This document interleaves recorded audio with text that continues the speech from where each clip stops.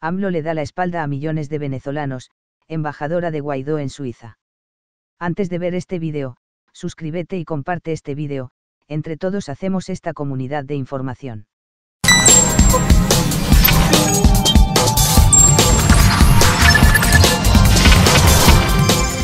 María Alejandra Aristeguieta, la nueva embajadora de Venezuela en Suiza nombrada por el presidente de la Asamblea Nacional y presidente encargado Juan Guaidó, lamentó que el presidente de México, Andrés Manuel López Obrador, se niegue a ver la situación que vive su país y el sufrimiento de millones de venezolanos, especialmente los pobres.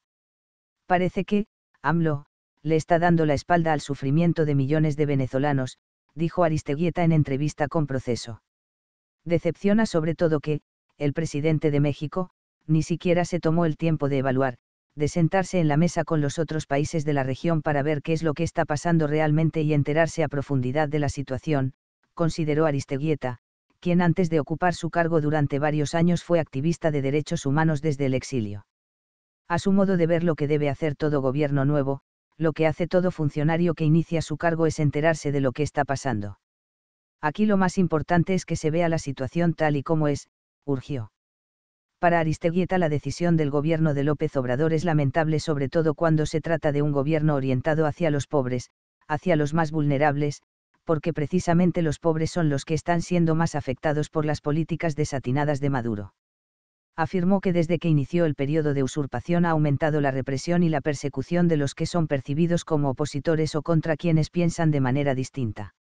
Decepciona que la decisión de no reconocer a Juan Guaidó como presidente encargado haya sido tan radical, tan política, sin tomar en cuenta las necesidades de los verdaderamente más vulnerables. Y subrayó que es todavía más lamentable cuando se trata de un gobierno que dice estar orientado hacia los pobres. La postura de México suena más bien a etiquetas preconcebidas de ideologías caducas que se niegan a reconocer el cataclismo en el que estamos viviendo, argumentó Aristeguieta, sorprendida porque México viró diametralmente su política exterior sin reconocer la solidaridad que han recibido de otros países, sobre todo de la región.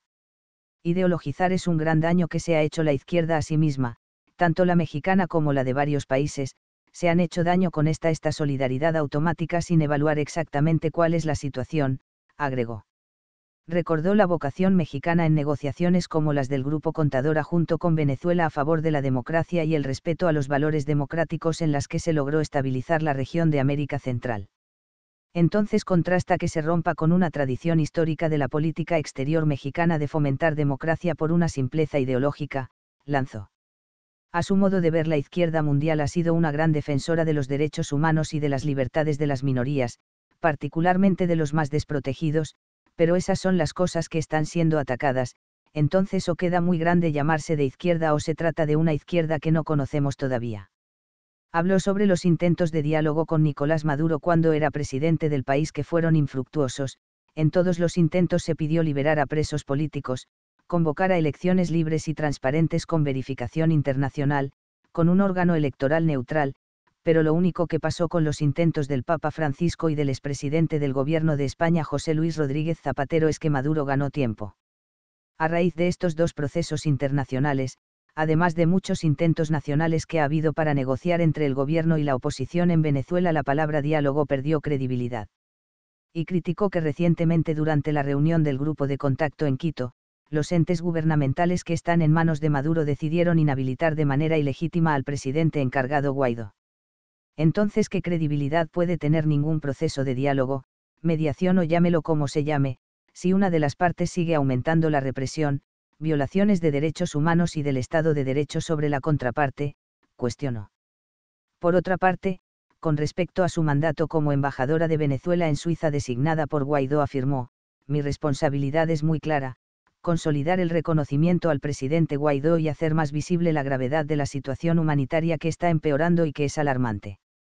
Alerta por escalada de crisis humanitaria por falta de agua provocada por un Estado fallido. En cuanto a la situación humanitaria, la diplomática celebró que la Federación Internacional de la Cruz Roja finalmente contó con la autorización de llevar ayuda a los venezolanos, pero aclaró que esta ayuda está destinada para unas 620.000 personas en condición extremadamente vulnerable con enfermedades crónicas o con padecimientos graves como enfermos de cáncer o personas que están en riesgo de muerte.